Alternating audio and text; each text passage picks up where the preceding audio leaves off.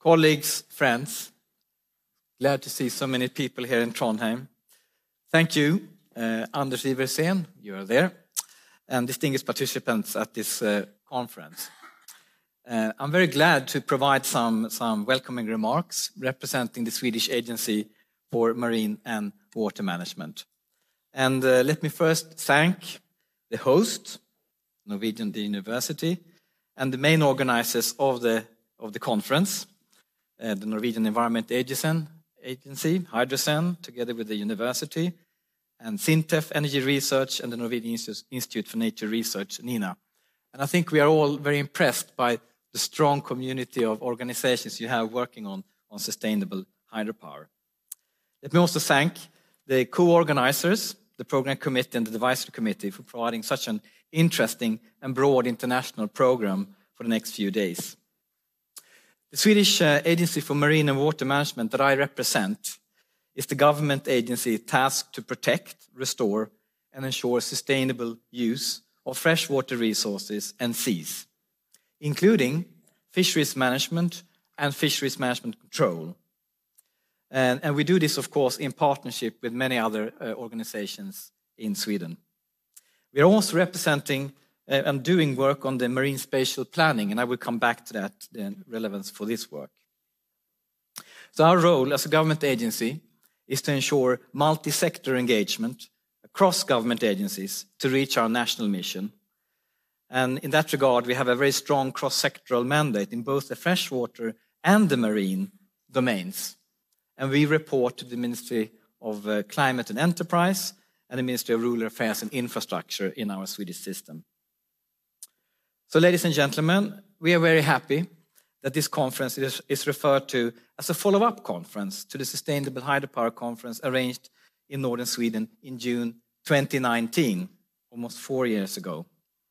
And that conference was hosted by us and the county of Norrbotten. And I'm also very glad to note that there are several colleagues from the county of Norrbotten in northern Sweden here with us today. The strong collaboration between Norway and Sweden on water resource management has been nurtured and formalized in 2 cooperative agreements during the period 2018 to 2026. The agreements have been entered into by the Norwegian Environment Agency and our agency, the Swedish Agency for Marine and Water Management.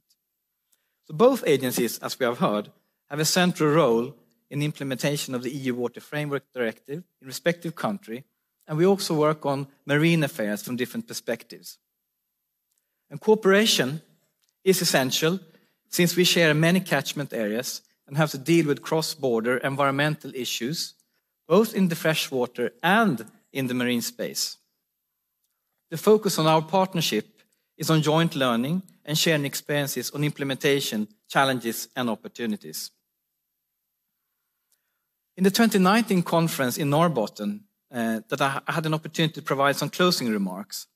Just let me reiterate them briefly and then set them in the perspective of recent developments over the past few years. In the conference, we noted that sustainable hydropower must be environmentally, socially, and economically acceptable to people and business and society at large. And to build trust is essential between both political stakeholders and other stakeholders in society. I will return to that. Secondly, water resource management needs to include both quantity and quality and take a catchment approach and include all uses. And we need to work more in what we call a nexus approach. And 3, governance concerns the fundamental goals, institutional processes and strategies that we have put in place for management planning and decision making. And we are very much dealing with the management aspect here in this conference. And finally, as Anders said, the conference helped to establish a stronger multi-sectoral community of professionals from regulatory, academic and corporate sectors. And we're very glad that this can continue. So, ladies and gentlemen, let me first address you on the topic of the conference from the perspective of the Swedish presidency of the Council of the European Union. And as you're aware, we are approaching the final month of the presidency, and our motto has been during this 6 months period, a safer, a greener, and a freer European Union. And this motto suits very well for the theme of this conference, Sustainability in Hydropower. Much has been accomplished during the Swedish presidency, and this includes legislative work related to the green energy transition, with progress on Fit for 55, and a final push on agreements on energy efficiency, issues like sustainable marine fuels, and rules to support electrification in the transport sector, all that relates to this conference. On competitiveness, critical for sustainable power production, has been placed on top of the EU agenda to boost growth and productivity. We work on key indicators of the single market, research and trade, access to capital, and to ease the administrative burden for doing business.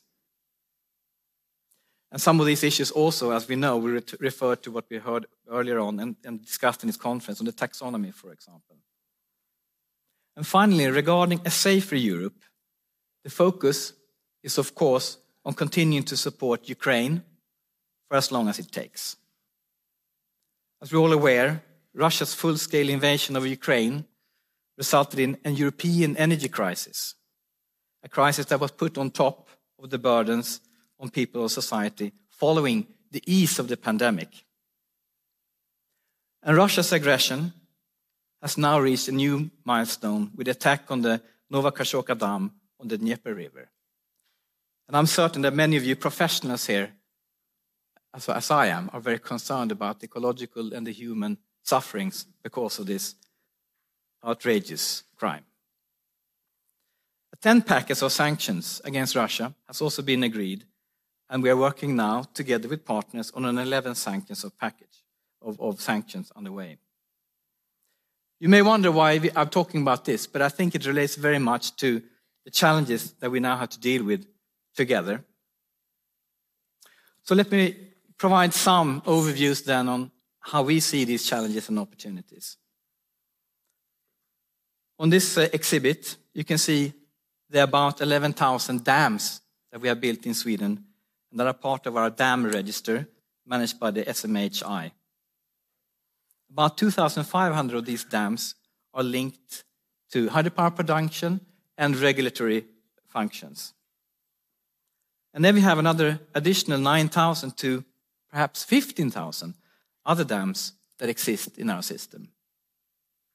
Now, of course, this tremendous amount of hydraulic infrastructure has been essential to building the welfare state of Sweden.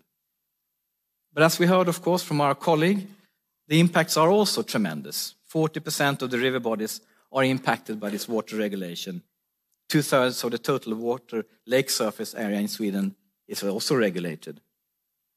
And 95% of these hydropower installations are barriers for migratory marine and freshwater species. And we have major debates in our country now on how to restore, for example, habitats for the European eel, the salmon, and many other species. So, this is our challenge that we are dealing with, and you will hear more about that later.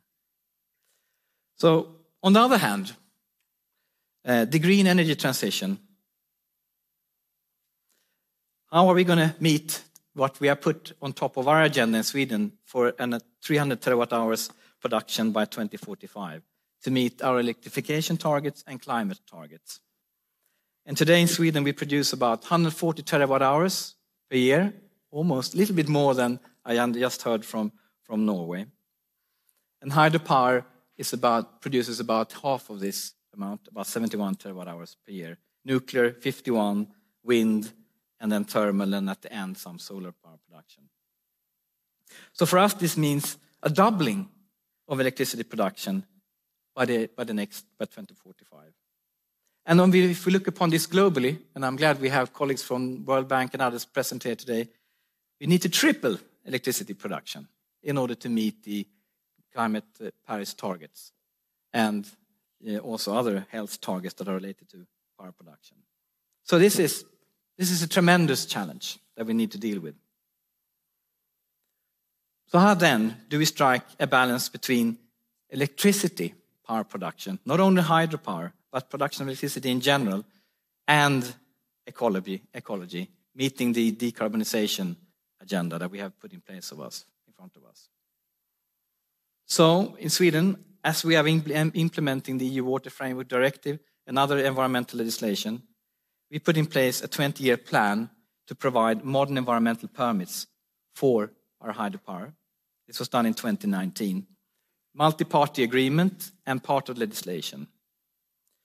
But as I mentioned, because of the energy crisis and the situation that we have experienced of very high prices, we have the government actually decided to temporarily suspend this agenda until 2024. And this is because we really have to understand the role of hydropower providing flexibility in the electricity system and the role in the storage system. So we hope that this pause will be finished by 2024. We can go back on track, working on providing these environmental permits, addressing the environment, but doing that in a balanced fashion. In parallel, we are also working on a new marine spatial planning round to bring about another 120 terawatt hours of hydropower, of offshore wind power production by 2045.